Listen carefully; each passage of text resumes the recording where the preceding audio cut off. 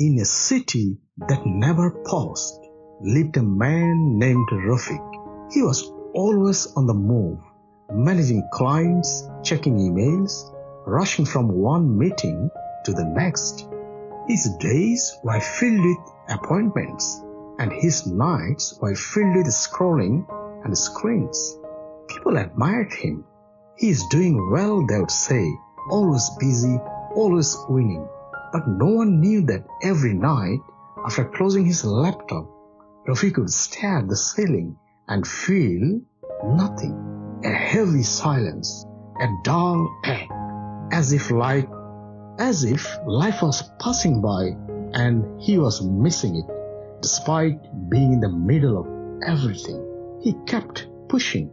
He filled every gap in his calendar. Friends asked him to slow down, but he only smiled and replied, "I will rest when I am done." Yet he was never done, and slowly his laughter became quieter. His mornings became heavier. He felt like a machine, pretending to be a man. One evening, exhausted and restless, he left his apartment and walked aimlessly.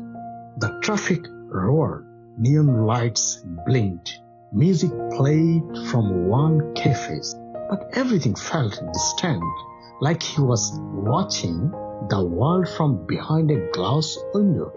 He kept walking until he reached the edge of the city, where the buildings grew smaller and the noise began to fade. There, hidden between two alleys, was a narrow gate made of aged wood.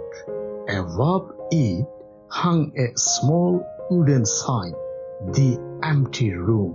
Curious and without thinking, Rafiq stepped in. Inside, it was quiet, no music, no clutter, no noise, just a simple, bare room with soft lighting, a single format, and an elderly woman seated in the corner. She looked up and smiled warmly, as if she had been expecting him. "Come in," she said gently, "and leave everything at the door." Rafiq glanced down at himself, confused.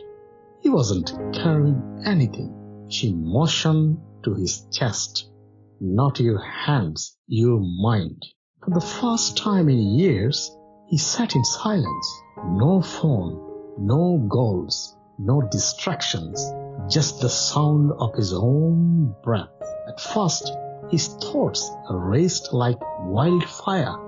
Deadlines, conservations, mistakes, plans, regrets.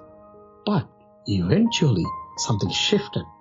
As the minutes passed, the noise in his head began to fade. The silence, which once scared him, began to feel peaceful. He opened his eyes and looked at the woman. "I have never felt this quiet before," he said. She nodded. "Most people think emptiness is loneliness, but true emptiness is freedom. It's space, it's possibility.